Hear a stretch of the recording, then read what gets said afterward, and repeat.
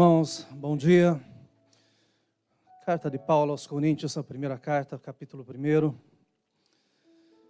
Como é bom nós estarmos na casa do Senhor. Se tem um lugar que a gente se sente abrigado, é na presença dEle. 1 Coríntios, capítulo 1. Nós temos vários irmãos e irmãs que estão nos visitando, sejam bem-vindos, serão apresentados já em seguida.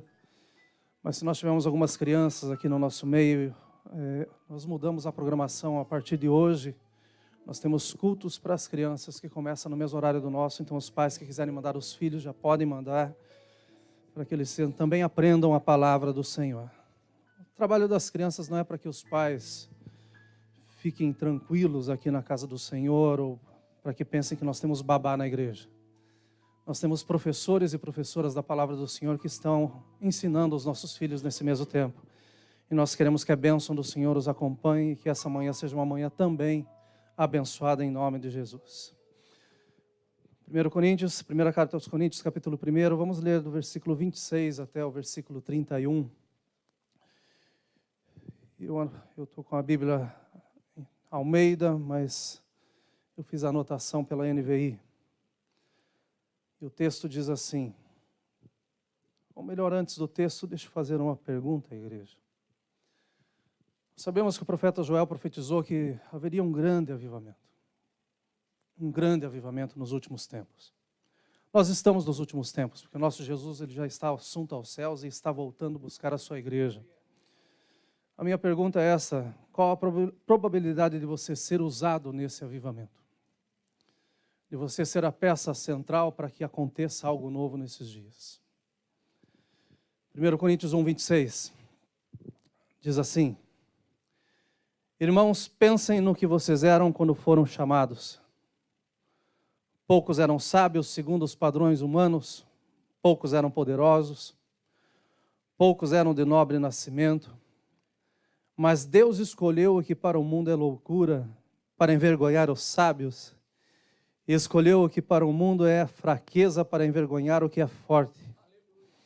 Ele escolheu o que para o mundo é insignificante, desprezado e o que nada é, para reduzir a nada o que é, a fim de que ninguém se vangloria diante dele. Porém, por iniciativa dele que vocês estão em Cristo Jesus, o qual se tornou sabedoria de Deus para nós. Isto é, justiça, santidade e redenção. Para que, como está escrito, quem se gloriar, glorie-se no Senhor. Aleluia. Senhor, nós estamos diante da Tua palavra, e a Tua palavra é poder e vida. A Tua palavra ela não vem, Senhor, para nos animar, mas ela vem para nos confrontar e fazer coisas novas. E eu quero, Senhor, nessa manhã entregar a minha vida nas Tuas mãos uma vez mais, Senhor, e pedir que o Senhor me use. E use com liberdade, Senhor. E faz com que essa palavra, Senhor, se renove em mim nessa manhã. E que nós possamos sair dessa casa glorificando o Teu nome, Senhor, porque o Senhor é digno. O que o Senhor fez, Senhor, ninguém conseguiu fazer. Tantas tentativas frustradas nós tivemos, mas foi o Senhor que mudou a nossa história. E nós só podemos nos reunir num culto como esse e glorificar o Teu nome, Senhor. E bendizer o Teu nome por aquilo que o Senhor já tem feito, Senhor. Mas nós queremos nos dispor nas Tuas mãos para aquilo que o Senhor ainda quer fazer, Senhor. Fala conosco, corrige os caminhos, limpa, Senhor, os caminhos. E acima de tudo faz que com a Tua palavra frutifique em nossas vidas para a glória do Teu nome. Oramos em Cristo Jesus e se você concorda, você diz, podeis nos assentar. Coloquei como tema para essa mensagem, os improváveis. Comecei a semana meditando na palavra do Senhor e pensando nesse texto especificamente. E me veio à cabeça a imagem de um quebra-cabeça, que é comum para todos e conhecido de todos. Quebra-cabeça pode ser um jogo ou pode ser um problema. Um jogo a gente se diverte, gasta muito tempo. Apesar de, às vezes, a caixinha dizer que é de 3 a 6 meses, algum leva alguns anos para montar. Mas a verdade é que pode ser um brinquedo. Ou um quebra-cabeça pode ser um problema. Que você não sabe aonde começa e tampouco aonde termina. As peças são todas iguais. E daí isso vai exigir de você esforço, vai exigir de você empenho.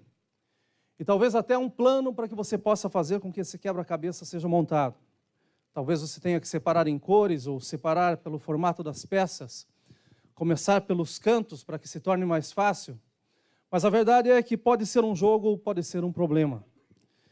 E eu sei que tem muitas pessoas aqui nessa manhã que estão dessa forma. Ou estão num jogo ou estão passando por um problema. Mas eu tenho certeza absoluta que Deus nos manda a sua palavra para que nele haja resposta para as nossas vidas. Em Corinto, Paulo se defronta com um dos maiores desafios da sua jornada da fé. E quem conhece a carta aos Coríntios, tanto a primeira quanto a segunda, sabe que isso daqui é um verdadeiro quebra-cabeça. O trabalho de orientar uma igreja que possuía dons espirituais, mas que também era possuidora de imaturidade e tinha pouca espiritualidade. Os dons estavam presentes, mas os problemas sobrepassavam os dons. A carta gira em torno dos problemas da prática cristã na igreja. Portanto, ela se relaciona com a santificação que é progressiva. Ninguém diz que é santo da noite para o dia, ou acorda de manhã e fala, agora eu sou santo. Isso é impossível. A santificação é um processo, nós caminhamos na santificação. E para aqueles que frequentam mais de um culto por semana, devem ter notado que nesses dias Deus tem falado conosco a respeito de santificação. E é tempo de nós nos santificarmos se nós queremos ver a Deus. É o tempo de nós buscarmos essa vida. É um processo doloroso, porque a santificação não mostra aquilo que nós mostramos para os outros, mas a santificação nos mostra aquilo que Deus vê em nós mesmos. E esse encontro tem que trazer mudança. Então a santificação ela é progressiva. E com o contínuo aperfeiçoamento do nosso caráter. É a santificação que faz com que o nosso caráter seja aperfeiçoado. O melhor caminho para Paulo adentrar nessa situação, para chegar e enfrentar essa igreja, se colocar diante da igreja e falar aquilo que ele estava recebendo por cartas, aquilo que ele estava recebendo através de pessoas que estavam na igreja, foi através do sistema de comparação, do antes e do depois. Se nós pensarmos no texto, Paulo começa dizendo assim, pensem no que vocês eram antes de ser chamados. Deixa eu fazer uma comparação com vocês daquilo que vocês eram e aquilo que vocês são. E todos nós devemos passar por esse momento, e a santificação faz com que a gente passe sem dúvida por esse passo. Faz nos lembrar de onde nós viemos, faz entender aonde nós estamos, e nos dá fé para entender aonde nós vamos chegar. Para alguns, não dá fé, mas dá desespero. Porque o caminho que está hoje não é tão diferente do caminho que estava ontem. E quando nós começamos a fazer essa comparação, quando Paulo começa a fazer essa comparação, nós vemos que isso é extremamente importante para nós no dia de hoje. Não somente pelo fato para que nós possamos dizer, olha, eu já não sou mais o que eu era, o que é um jargão no meio dos evangélicos, né? Eu já não sou mais o que eu era. E às vezes a gente se encontra com cristãos e a gente fica pensando, e olha, se é ruim assim, imagine ontem. Mas nós devemos sair desse jargão e devemos terminar dizendo assim, olha, eu sou melhor do que eu era. Porque eu já não sou mais o mesmo de ontem. Porque ontem eu tive um momento com o meu Deus. Eu tive um momento com o meu Deus essa madrugada. Eu tive um momento com o meu Deus agora, já nesse culto. Então eu posso afirmar sem dúvida nenhuma, eu já não sou mais o que eu era. Ou eu sou melhor do que eu era. Porque quando Cristo chega, Ele vem para fazer mudança. Uma das coisas que mais me fascinam nesse Deus é a inumerável quantidade de vezes e a repetida frequência que Ele escolhe os mais improváveis para serem os personagens centrais em momentos históricos. E todos podem pensar, quando a gente fala de improváveis, talvez vocês tenham pensado pela sua mente, mergulhado em muitos lugares, assim como a irmã Rosimar, quando foi fazer o post, que começou a pensar em Gideão, né, que era improvável de vencer, mas Deus o levanta de uma forma tremenda e com 300 homens ele ganha uma batalha tremenda. Talvez muitos tenham pensado, né, no Abraão, que quase 100 anos de idade recebe uma promessa de ser pai, e daí fica pensando, não, isso é improvável. Mas hoje nós vemos que o nosso Deus faz o que Ele quer, porque a multidão é grande, está espalhada pelo mundo inteiro. Talvez você tenha pensado, quando se fala de improváveis, no pequeno Davi, quando se encontra diante de um gigante chamado Golias. Mas quando nós lemos a palavra do Senhor, nós vemos que os improváveis se levantam e quando Deus está junto, a vitória é garantida. Mas o Senhor me levou para ver um outro improvável na palavra. Corinto era um dos mais importantes centros da filosofia grega. Era uma capital, não como Atenas, mas era um lugar onde todos pensavam, todos gostavam de bons discursos. Todos davam uma importância muito grande à filosofia, aos pensadores, aos oradores.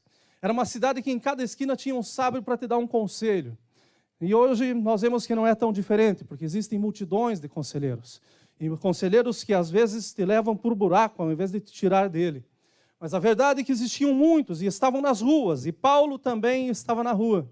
Mas era interessante que o que estava em Paulo não se compra num balcão, não se acha em qualquer lugar, muito pelo contrário. Quem estava em Paulo e quem movia Paulo é aquele mesmo que nos move ainda hoje, o seu nome é Jesus Cristo. Os pensadores, os filósofos, a cidade era uma cidade pensante, a cidade era uma cidade expressiva, porque eles gostavam de ouvir belos discursos, e parece que hoje nós estamos no meio, daqueles que têm comichão no ouvido, que querem ouvir mais boas palavras do que a palavra, querem escutar tantas coisas, se baseiam em tudo, mas não conhecem o tudo.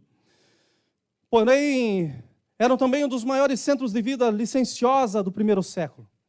As religiões da época, os cultos que se praticavam na época eram cultos completamente permissivos. Fala-se na história que existiam mais de 1000 prostitutas sacerdotais em Corinto nessa época. Então, a cidade era uma cidade completamente pervertida. Tanto que tinha um tema que era corintianizar. E quando se falava que você estava corintianizando, você estava no pecado sexual. Para vocês terem uma ideia de como era o peso nessa cidade. A filosofia influenciava a religião. Falsos apóstolos tentavam corromper a integridade do evangelho. Os erros eram tremendos. Os desvios eram trágicos. As consequências não viriam, elas já estavam no meio da igreja e no meio do povo. Então o nosso Deus que amava e que ainda hoje ama o seu povo, levanta um improvável para corrigir a situação. O quadro, além de ser obscuro, estava incompleto. Mas Deus chama Paulo para que ele escreva uma carta e para que ele tenha em si base para que essa carta tivesse vida. Essa carta foi escrita pelo improvável Paulo, que antes era chamado de Saulo. Um homem que odiou a mensagem da cruz e o Cristo crucificado. Um homem determinado e incansável perseguidor dos que andavam pelo caminho. Testemunha ocular do apedrejamento de Estevão. Um homem extremamente zeloso pela lei, ensinado e doutrinado aos pés de Gamaliel. Preparado para ser perfeito aos seus olhos e aos olhos da religiosidade. Homem que respirava a ameaça da morte contra os que se apartavam da lei, os discípulos de Cristo. Homem que tinha tudo para ser tudo, mas que diante de Deus não era nada. E não tem homem que seja suficiente a se colocar em pé diante do nosso Deus. O nosso Deus está acima de tudo e de todos. Então, quando nós vemos a vida de Saulo, nós vemos que nada mais era do que um sábio tolo, porque estava andando num caminho e não no caminho que se chama Jesus Cristo. Um homem mergulhado dentro de si mesmo, vivendo pelos ideais que foram criados ou assumidos por ele mesmo como verdade absoluta, vivendo dentro das suas estatísticas e dentro das suas probabilidades. A sua cabeça tinha um pensamento fixo. Essa seita está aumentando, eu preciso de cartas para acabar com esse povo. Então ele se apresentou ao sacerdote, pegou essas cartas e olha, ele saía e transformando o que era um crime em atos de justiça. A religião me permite matar essa seita, acabar com esses homens. Esse fervor religioso que o consumia, na verdade, estava consumindo a sua alma. Em sua mente ele estava sendo a peça principal para que o quadro da fé fosse montado naquele momento. Mas o nosso Deus, meus irmãos, é acima de todas as coisas e observa a todos os moradores da terra. Os seus olhos são como chama de fogo. E ainda que aquele zelo consumisse a vida de Paulo, eu tenho que entender que dentro do seu coração existia um espaço suficiente para o nosso Jesus entrar e fazer dele uma nova criatura. Nós vivemos em um mundo, meus irmãos, de estatísticas e de probabilidades, em todas as áreas. Os números são a base para quase todas as situações em que nós vivemos. Pensem comigo. Tem pessoas que acreditam num improvável enriquecimento através do seu fiel erro no jogo da loteria. A estatística diz que é 1 em trilhões, mas tem pessoas que são insistentes, que não só pensam que pode ser esse 1, mas que pensam que Deus precisa de ajuda para que ele possa se enriquecer. Mas eu recebi um versículo essa semana, ou melhor ontem, que diz assim, olha, a bênção do Senhor é que enriquece, e ela não traz dores. Nós, se ficamos doentes, nós vamos ver a gravidade pelo que os testemunhos dizem. Nós vamos buscar aqueles que passaram e às vezes nós tomamos mais a palavra daquele que está falando do que a nossa própria verdade. E é terrível quando a gente vai fazer visita que chega alguém do lado e fala assim, meu pai morreu disso. Quando você vai orar pelo enfermo e daí chega alguém no quarto e fala assim, não sei se vai sair daqui. Porque as experiências que viveram talvez tenham sido experiências que não deveriam nem ser faladas. As vagas de emprego são baseadas em um perfil e esses perfis são montados dentro da estatística, dentro de números, dentro de perfil claro sobre uma pessoa que vai cumprir aquela função bem. Nós vamos comprar qualquer coisa e antes disso nós vemos o review, nós passamos para ver as pessoas que estão satisfeitas com aquilo que comprar. Nós vamos pegar em um hotel e além das fotos nós vemos os comentários, principalmente se for na East Fletcher. Nós precisamos de um seguro de vida. E depois da aplicação, nós mesmos nos tornamos dados estatísticos. Nos aceitam no seguro, mas daí você é mais um que vai fazer parte do estudo. Como que morreu teu pai, tua mãe, qual que é a tua idade? Daí eles já falam na tua cara, talvez se não dure tanto. E daí eles te vendem a pólice de acordo com o que eles pensam que você vai durar. Passei por isso esses dias, meus irmãos. São tantas coisas que são baseadas em números. Nós precisamos de um profissional e nós queremos ver o seu currículo. E um pastor amigo meu que é careca, esses tempos estava numa igreja, daí falaram para ele que tinha um melhor médico de São Paulo que curava calvície. Ele marca uma consulta super cara e quando ele entra na sala do médico, o médico era mais careca do que ele. E daí ele parou na porta e falou, olha, obrigado, eu vou perder o dinheiro da consulta, mas eu estou bem. Nós queremos ver, meus irmãos. Tem que ser provado o que nós estamos buscando. Nós precisamos de seguro para carro, então o que eles fazem é ver a nossa faixa etária, se já tivemos acidentes passados, o quanto tempo dirigimos, e isso vai fazer com que eles baseiem o preço da nossa pólice. Enfim, em todos os lugares e em todos os segmentos, nós estamos sendo avaliados ou abalizados pelas estatísticas, ou pelo grau de probabilidade. Vai funcionar ou não vai funcionar? Pensando nisso, qual o grau de probabilidade de que Saulo viria a ser Paulo? Um homem que perseguia, em um encontro fulminante na sua vida, ele para de ser perseguidor e começa a ser perseguido.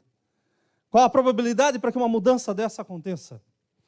Qual a probabilidade de que Paulo viria a escrever praticamente 50% do Novo Testamento? Qual a probabilidade de que Saulo, cheio de ódio, fosse transformado em Paulo, cheio de amor, a ponto de escrever? O amor é paciente, o amor é bondoso, ele não inveja, não se vangloria, não se orgulha, ele não maltrata, ele não procura os seus interesses, não se ira facilmente, não guarda rancor, o amor não se alegra com a injustiça, mas se alegra com a verdade. Tudo sofre, tudo crê, tudo supera, tudo espera, tudo suporta. Qual a probabilidade de que um ex-assassino se transformasse num homem tão cheio de amor a ponto de deixar essas palavras, não num livro, mas no livro? Aí eu te pergunto, qual a probabilidade disso acontecer? E a resposta só pode ser uma: nenhuma. Nenhuma probabilidade. Mas Deus escolheu o que para o mundo é loucura, para envergonhar os sábios, e escolheu o que para o mundo é fraqueza, para envergonhar o que é forte. Ele escolheu o que para o mundo é insignificante, desprezado e o que nada é, para reduzir a nada o que é, a fim de que ninguém se vanglorie diante dele. É a boa, perfeita, agradável vontade do nosso Deus que faz a transformação em alguém da forma como fez nesse Saulo. Aleluia! Eu vi Paulo esses dias, Saulo, mergulhado em um mundo de improbabilidades, soterrado pelo seu eu, mas que teve um encontro com Jesus Cristo. E esse encontro foi um encontro decisivo na sua vida. Que encontro maravilhoso! E eu creio que não existe ninguém capaz de colocar em letras a profundidade desse encontro. De alguém que está perseguindo e nem sabe o que está perseguindo. A ponto de que quando ele cai, quando literalmente ele fala, quem és tu? E o Senhor fala, eu sou aquele que você persegue. Você nem sabe contra quem você está lutando, você nem sabe contra o que você está lutando. Mas Jesus não apareceu para acabar com a vida de Saulo. Ele apareceu sim para levantar daquele momento um Paulo, com sua vida completamente transformada. Com as probabilidades que nós vemos que talvez um dia Paulo fosse matar e acabasse sendo morto. Mas agora Paulo está sendo levantado para que ele mesmo entregue a sua vida em favor de muitos que ele não conhecia. E a sua fidelidade foi tão grande que hoje nós estamos aqui 2000 anos depois, lendo a palavra que foi inspirada pelo Espírito Santo, a vida de um homem que era improvável, mas em Deus se tornou uma grande diferença. Aleluia! Aleluia! E isso está fazendo o meu coração ferver esses dias. Porque nós somos a igreja do Senhor. Se tem um lugar cheio de pessoas que eram improváveis, é a igreja do Senhor. Mas Ele nos amou e está mostrando ao mundo que é possível fazer a diferença quando nós aceitamos em Deus que Ele governe a nossa vida. Esse encontro foi fantástico, meus irmãos. O encontro da certeza com o improvável. Jesus nunca teve em si uma dúvida sequer de quem Ele era. Ele era, Ele é e para sempre Ele será. Mas Ele está diante de um Saulo, um homem improvável. Um homem que está lutando dentro daquilo que ele aprendeu, vivendo dentro do seu próprio mundo. Mas agora está se abrindo uma porta tão grande para ele. Uma porta tão imensa se abrindo. E essa porta ainda hoje está aberta. Essa porta é Jesus. E ele diz ainda hoje, olha, todos vós que estáis cansados e oprimidos, vinde a mim. E eu vos farei descansar. Após esse encontro, Saulo é levado cego para Damasco. Por 3 dias sem ver. Mas daí ele recebe a visita de um outro improvável discípulo. Um homem chamado Ananias. Não se fala muito sobre Ananias, mas eu penso que o galardão de Ananias é um galardão tremendo. Porque ele pregou para um homem que virou um mundo de cabeça para baixo. E nós estamos precisando de Ananias nesses dias. Ananias foi chamado por Deus, e Deus fala claramente, você tem que ir e você vai orar por esse homem. E ele entra numa luta porque ele sabia da fama de Saulo. Ele ainda não conhecia Paulo. E ele sai para fazer aquilo que Deus tinha falado. E a Bíblia fala que quando ele estende as suas mãos a Saulo, ele ordena que Saulo veja, mas também Paulo é cheio do Espírito Santo. Saulo é cheio do Espírito Santo. E quando ele é cheio do Espírito Santo, meus irmãos, o mundo é pequeno para um homem só. Nós estamos precisando ser cheios do Espírito Santo.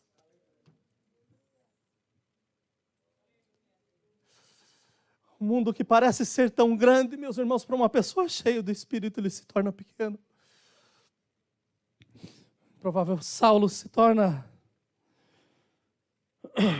no conhecido e respeitado Paulo, que leva um ministério extremamente difícil. Olha, você vai padecer pelo teu ministério. Não vai ser flor, não vai ser rosa, não vai ser carro importado, não vai ser hotel de luxo. Você vai padecer. Mas eu não vejo Paulo recuando com esse chamado, eu vejo Paulo aceitando o chamado. E dizendo assim, olha, Senhor, faça em mim aquilo que tu queres. O teu ministério vai ser difícil, Paulo, mas o teu ministério vai ser cheio de frutos. E agora, depois dessa experiência pessoal de mudança, se encontra diante de Corinto, para lhes lembrar que o caminho é Cristo. Ele se coloca diante da igreja e não diante do mundo. Ele vem ensinar a crentes e não a pessoas que não conhecem ao Senhor. E com uma autoridade tremenda, ele começa a falar aquilo que ele recebeu do Senhor. Começa a ensinar a essa igreja. E começa a dizer a eles que foi ele mesmo que os escolheu, para que eles fossem a diferença em meio a um mundo caótico. E não tornassem o mundo mais caótico, trazendo o mundo para dentro da igreja. Ele começa a falar que tem condições de ter uma vida santa, quando nós estamos com os nossos pés firmados na rocha eterna, que é Jesus Cristo. Ele tem que lembrar a eles o caminho, ele tem que lembrar a eles que é Cristo. E para fazê-los lembrar, ele começa a dizer a eles que eles haviam sido escolhidos. Escolhidos mesmo que pensassem que eram fracos. Eles tinham o poder de envergonhar os fortes. O Senhor está te lembrando hoje que você é escolhido. E você tem poder para vencer os fortes em nome de Jesus Cristo. Lembrá-los que eles foram escolhidos e eles tinham o poder de envergonhar os fortes. Lembrar a eles que ainda que eles se achassem loucos, eles tinham o poder para envergonhar os fortes. Que ainda que se achassem insignificantes, desprezados, um nada, eles tinham poder para reduzir a nada aquilo que era. E esse é o poder que nós temos como igreja em Cristo Jesus. De mostrar ao mundo que foi pela loucura da pregação que nós aceitamos viver em Cristo Jesus. E o viver em Cristo vai além das expectativas que o mundo tem. Olhando essa carta e comparando com o nosso mundo hoje. Nós vivemos o mesmo tempo de desvios. De desvios morais, de desvios de fé, desvio de caráter. Assim como os coríntios. Porém, ainda hoje Deus está chamando os improváveis para fazerem a diferença. E eu entendo que esse é o tempo do Senhor nos levantar, meus irmãos. E de começar a escrever não uma nova história, mas o fim da história. Porque Jesus está voltando. O Senhor Jesus está vindo buscar a sua igreja. E é tempo de nós arregaçarmos as nossas mangas. E viver esse poder que nos foi dado em Cristo Jesus. De vencer as batalhas por maiores que sejam. Mas sabemos que em Cristo, sim, nós somos mais do que vencedores. Como eu já disse, uma das coisas que mais me fascinam em Deus é essa quantidade de vezes e essa frequência repetida que Ele tem de escolher os mais improváveis para serem os personagens centrais em momentos históricos. E nós somos esses personagens agora no tempo do fim. Nós somos a peça que está faltando para que esse verdadeiro quebra-cabeça seja fechado. O problema é que nós estamos olhando em nós e parece que às vezes a gente não se encaixa, não se ajusta. Mas deixa eu te lembrar que é bom a gente estar na mão do marceneiro chamado Jesus Cristo. Porque se tem um que tem poder para nos moldar e nos colocar no lugar certo, é Ele. Se tem um que pode trabalhar a nossa vida a ponto de fazer com que a gente seja essa peça que falta para mudar o que precisa ser mudado, seu nome é Jesus Cristo. O problema é que nós somos instigados nesses últimos anos. Nossas mentes foram lotadas dizendo que nós precisamos de lideranças. Nós precisamos de lideranças. E hoje em dia tem tanto líder que a gente não acha servo. todos mandam, ninguém obedece. Todo mundo tem a sua opinião, mas ninguém escuta a palavra. Nós estamos vivendo num tempo em que todos foram cheios das suas próprias vontades, dizendo, olha, eu sou, eu posso, eu faço. Mas mergulhado dentro de si mesmo. E eu estou entendendo que o tempo que nós estamos vivendo é para nós sermos cheios do Espírito Santo e sermos esvaziados de nós mesmos. Nós estamos vivendo um tempo onde mensagens, de autoajuda são as coisas mais frequentes. Mas o que nos ajuda é a mensagem de Deus. O que nos transforma é a palavra de Deus. E a palavra de Deus continua sendo, olha, aquela que vem até a divisão da alma e do espírito para fazer aquilo que apraz a Ele. Chegou o tempo de nós entendermos que sucesso não pode ser definido nas nossas satisfações pessoais. Sucesso não deve ser medido no nosso nível educacional, na nossa posição financeira, no nosso status social. Sucesso aos olhos de Deus é pegar pessoas ordinárias como eu e você e Ele nos encher com um extraordinário poder que só Ele tem. Isso é sucesso. Porque daí nós podemos viver como Paulo vive, como Paulo viveu. Para mim o viver é Cristo. Para mim o viver é Cristo. Isso é alcançar sucesso. É a gente saber que quando temos, Ele continua sendo Deus. E se não temos, Ele é Deus também. Se nós fazemos, amém. Se não fazemos, amém também, porque Ele é nosso Deus. Se possuímos, amém. Se não possuímos, Ele é o nosso Deus. Isso é sucesso. Sucesso não é ficar atemorizado dentro do barco pensando, olha, vamos morrer. Não, sucesso é você ter coragem de tirar o pé do barco e dizer, deixa eu ir estar contigo. Ainda que você afunde, olha como Pedro, mas foi o único que conseguiu andar nas águas, dar as mãos para Jesus. E olha, eu não creio que Jesus deu a mão para ele olhando para o lado. Não, Jesus deu as mãos olhando nos olhos, dizendo, olha, valeu a tentativa, Pedro. Mas segurança é só nas minhas mãos. Sucesso é entender que nós devemos estar 100% condicionados às mãos do nosso eterno Senhor Jesus Cristo. Sucesso é vivermos o extraordinário. É termos poder em nossa vida suficiente para entender que, ainda nesses dias, nós podemos ver milagres maiores do que nós lemos na palavra do Senhor. É usar o poder de Deus, o poder que nos foi dado por Cristo, para fazer coisas maravilhosas e a glória ser dada ao seu santo e precioso nome.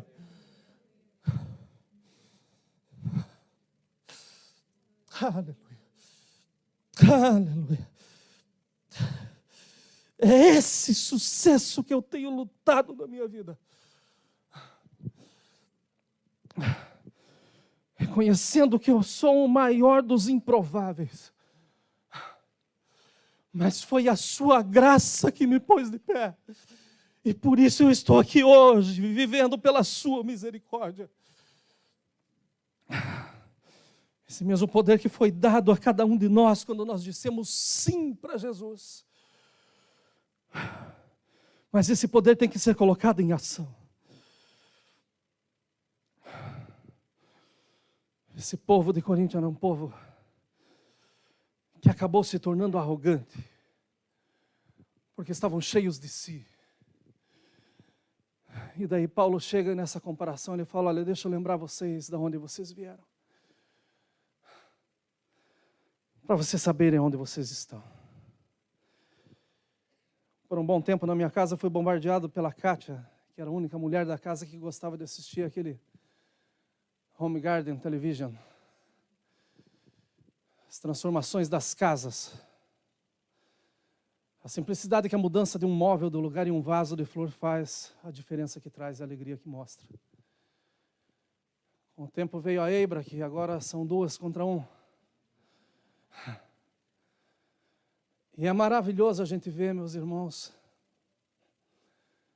como Deus nos forma. E a Eibra é pegada nos detalhes, mais do que a mãe. E eu amo isso. Porque às vezes eu estou me vestindo, ela chega e fala assim, esse sapato com essa cinta, essa camisa, filho, eu vou comprar essa camisa, não. Pega essa aqui, ó. Essa vai ficar linda. Mas esses programas são maravilhosos porque a gente vê que a mudança é capaz de fazer com que aquilo que era desvalorizado se torne algo fabuloso. E tem pessoas que têm na sua mão o poder de fazer isso.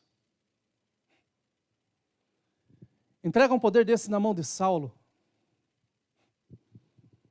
Saulo queria acabar com os crentes. Mas vamos pensar o que foi entregar esse poder na mão de Paulo. E o valor que esse homem deu com a sua vida para dizer o que eu tenho em mim é mais precioso do que minha própria vida. O mundo tem que saber o que eu tenho. Pensem comigo, meus irmãos, de quando nós éramos antes de conhecer Jesus. E o poder que nos foi dado, para que nós possamos simplesmente ficar assentados dizendo assim, olha, foi algo bom que Deus fez. O que Deus fez nas nossas vidas foi extraordinário. E o que Deus tem para fazer na vida de alguém aqui hoje é extraordinário. Porque eu estou a madrugada inteira diante da palavra do Senhor e o Senhor só me fala, hoje tem salvação. Hoje tem salvação. O púlpito tem que começar a pregar novamente Jesus Cristo. Porque é só Ele que transforma. É só Ele que dá vida e vida em abundância. Você pode pensar que com tudo que você adquiriu, você está feliz. Olha, eu vou te dizer que está tão vazio quanto Saulo. Mas se você disser sim para Jesus, você vai sair daqui transbordando nessa manhã, dizendo assim, agora eu tenho tudo, e esse tudo tem nome. Agora eu tenho Jesus, e Jesus, olha, Ele é tudo o que eu preciso, muito mais do que eu mereço. Ele está aqui para transformar completamente a sua vida. Aleluia! Talvez na sua ótica fosse improvável de você estar aqui essa manhã. Talvez fosse improvável de você sentar na frente do teu computador ou ligar o teu celular em qualquer lugar que você esteja e dizer, eu vou escutar esse culto. Você não está escutando, você está prestando um culto. O culto é para Deus, não é para nós, não é para você. O culto é para aquele que vive e que está aqui no nosso meio. O culto é para Ele e a mensagem é dele para nós.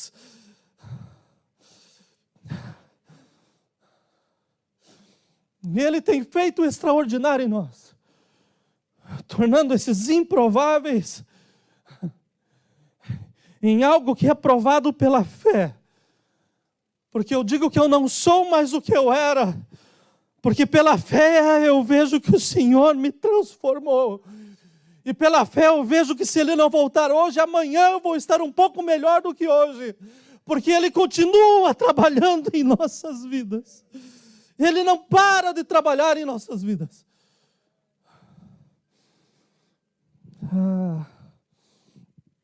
Estou terminando.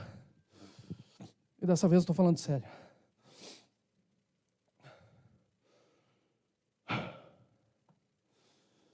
A minha pergunta hoje para você. Você quer ser um improvável? Aleluia. Aleluia. Você tem a coragem para dizer que você quer ser realmente cheio desse poder de Deus. E dizer assim, foi Ele, não fui eu, foi Ele. Um improvável como Barnabé, que encorajou os outros e saía dos seus caminhos para que eles pudessem avançar.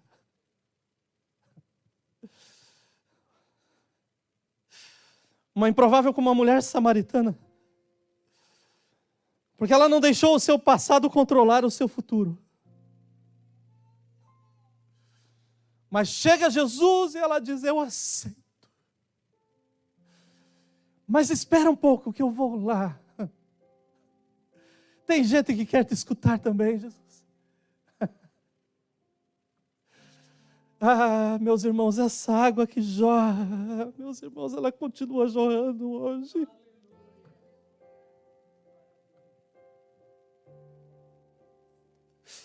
Que o Senhor nos dê paixão pelas almas de novo, igreja.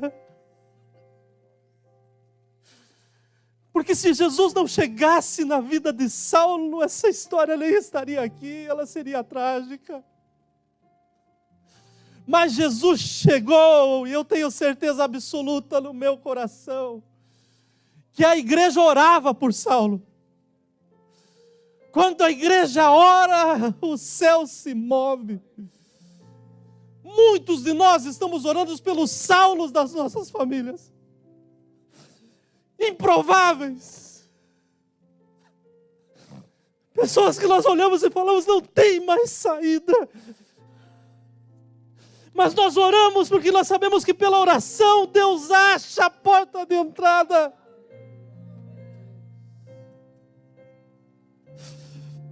Essa mulher sai buscar água para saciar a sua sede. Mas ela encontra um Jesus que sacia a sua alma. Qual a probabilidade disso ter acontecido?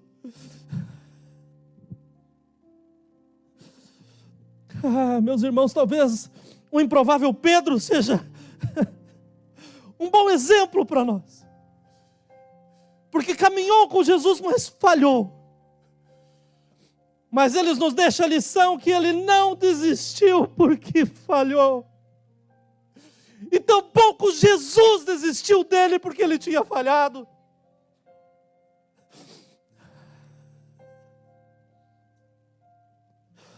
Ah, Pedro, tu me amas. Senhor, eu te amo. Tu me amas, Pedro? Senhor, eu te amo. Pedro, tu me amas. Ah, Senhor, tu sabes. Como nós escondemos algo diante daquele que tudo sabe? Nós podemos disfarçar a nossa vida e pensar que está tudo bem. Meus irmãos, não está bem se Jesus não estiver na história.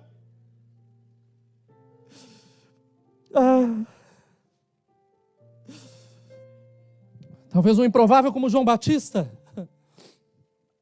Aquela voz que clamava no deserto, dizendo, olha, arrependei-vos. Pastor, o sermão era duro. Meus irmãos, nós precisamos de sermões duros hoje. Porque nós somos muito frouxos. Mas o Senhor continua nos amando.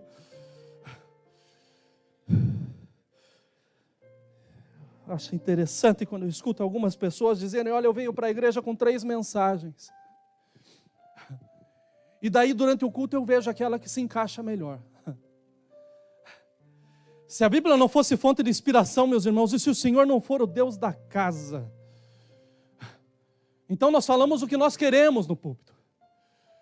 Mas quando nós buscamos a inspiração nele, existe uma só palavra para casa. E é essa palavra que Deus está trazendo para nós agora. João Batista não teve medo de enfrentar a multidão e dizer, olha, se arrependam. E eu não tenho medo de enfrentar vocês dizendo, olha, vamos nos arrepender, meus irmãos. Porque nós temos poder e nós estamos deixando esse poder guardado. Mas o céu só vai ser cheio quando nós nos movermos dizendo, olha, Jesus Cristo é o único caminho.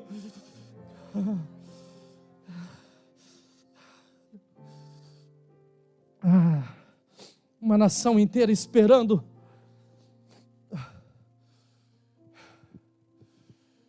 Pelo Messias. O Messias vem. O Messias vem. Qual a probabilidade de Messias ter vindo através de um ventre de uma moça que nem conhecia homem? Qual a probabilidade disso acontecer? Mas qual o tamanho do Deus que nós servimos? Que não se importa com probabilidades, ainda hoje Ele abre o mar para que o povo passe com o pé seco. Fale de probabilidade com o meu Deus. onde se aquece a fogueira para lançar os seus discípulos. Mas de repente eles não estão pulando como se fosse uma batatinha frita, mas eles estão passeando e no meio tem um quarto homem. Fale de probabilidade com meu Deus. Que te viu no lugar onde você estava e disse: olha, eu quero você. Quando a tua família te desprezou, quando ninguém te aceitava. E ele não disse: eu quero você porque é o resto. Não, ele te disse: eu te aceito porque eu te amo. Esse amor deve nos constranger até hoje. Não existe probabilidade. Mas Jesus chama Maria para ser mãe de Jesus. Deus chama Maria para ser mãe de Jesus.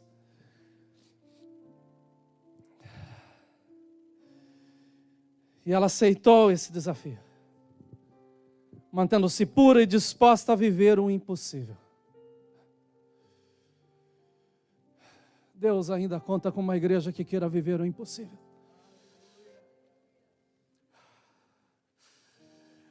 E o meu coração está nessa igreja. Porque eu sonho com paralíticos andando, os meus irmãos, todos os dias.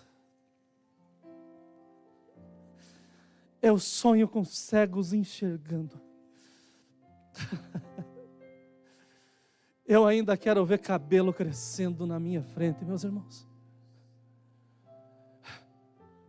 Eu quero ver milagres tremendos acontecendo. E eu sei que esse poder já está no meio da igreja. Mas chegou o momento de nós despertarmos.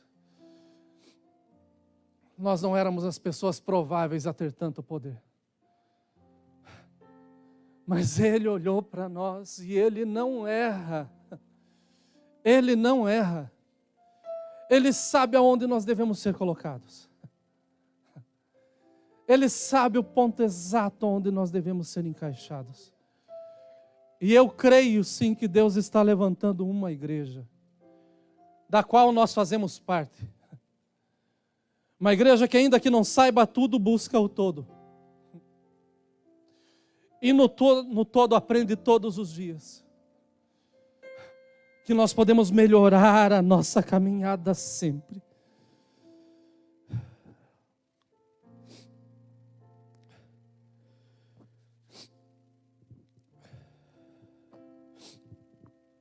Uma das maiores tragédias que nós vivemos na América, que impactou a todos.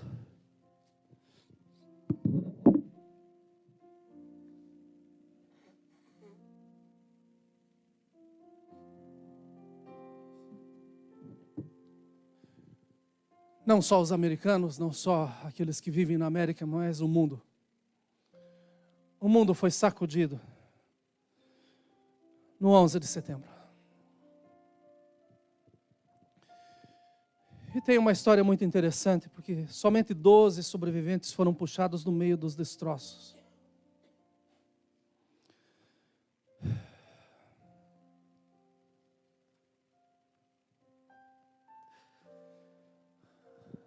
Junto com alguns irmãos, nós tivemos o desprazer de passar naquele lugar 3 meses depois.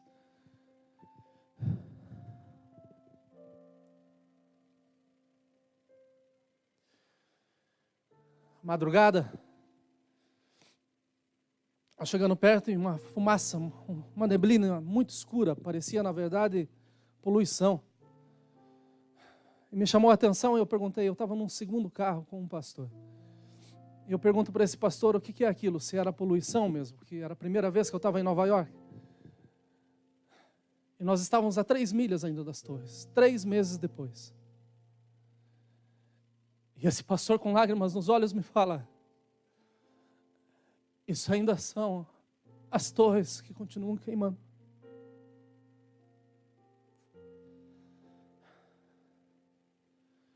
Nós nunca vamos saber o número exato de pessoas que morreram ali.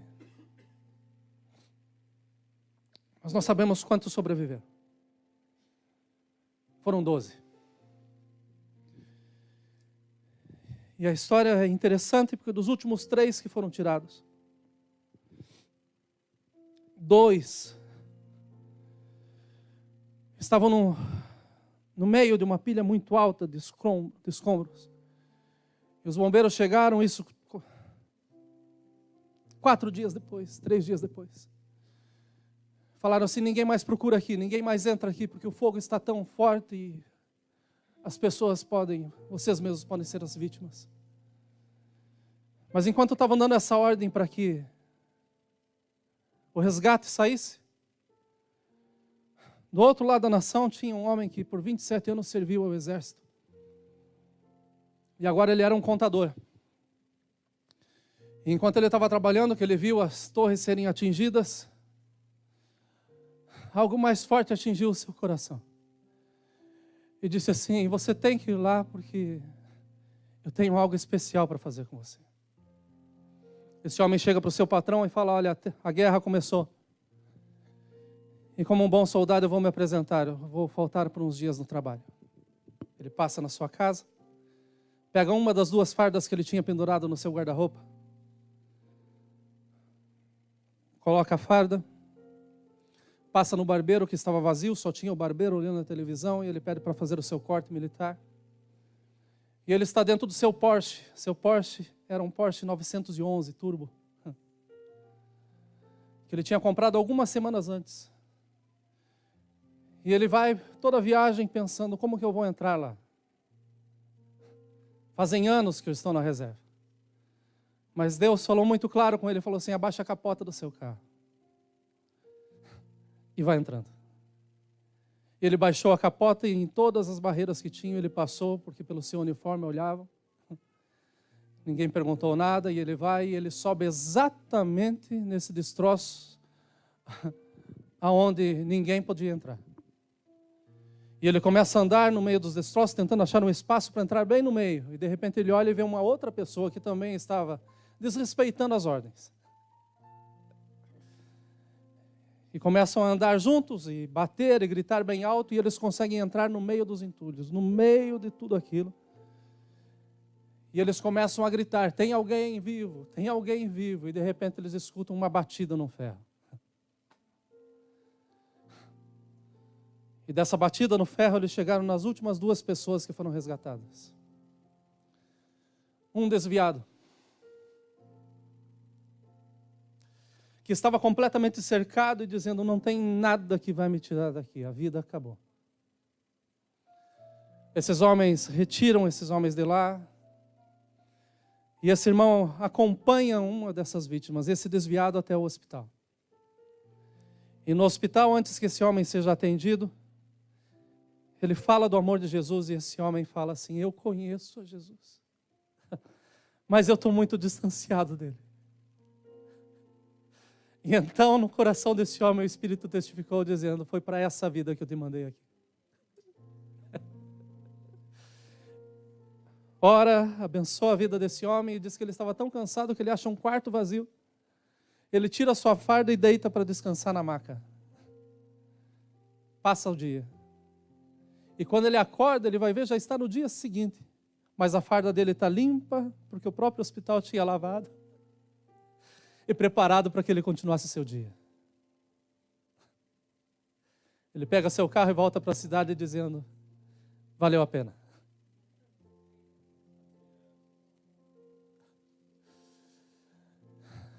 Imagine comigo, a probabilidade que tinha desse homem ser salvo, zero. Vamos lembrar da nossa vida, qual a probabilidade que nós tínhamos de ter sido salvos? Nenhuma. Mas um dia o bom Jesus veio ao nosso resgate. E nos pôs em pés e nos disse, olha, eu tenho algo novo para você. Existem 2 possibilidades nossas nessa manhã. É que talvez você esteja entre os escombros da probabilidade zero de vida. Assim como esse homem e assim como estava Saulo. Dizendo, olha, eu sou e eu tenho tudo, porém eu me sinto vazio. Eu quero te lembrar que o Senhor Jesus está aqui. E Ele quer te encher nessa manhã. Você não precisa fazer um exercício para aceitar Jesus. Você precisa dizer, eu quero.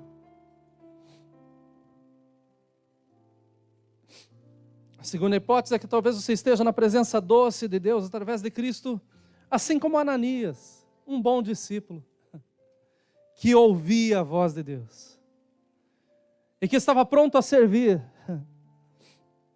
Meus irmãos, é impossível qualquer pessoa, qualquer irmão dessa igreja, vir falar que Deus não tem falado conosco nesses dias.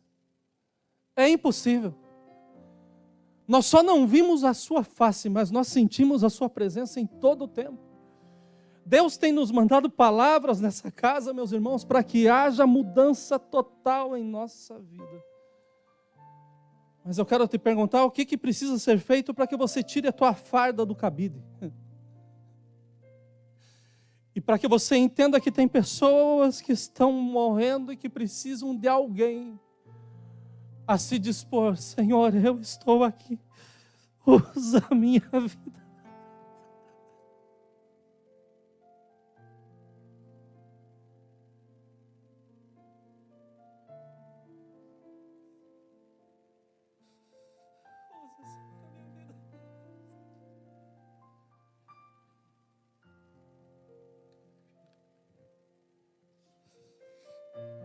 Vamos nos colocar em pé.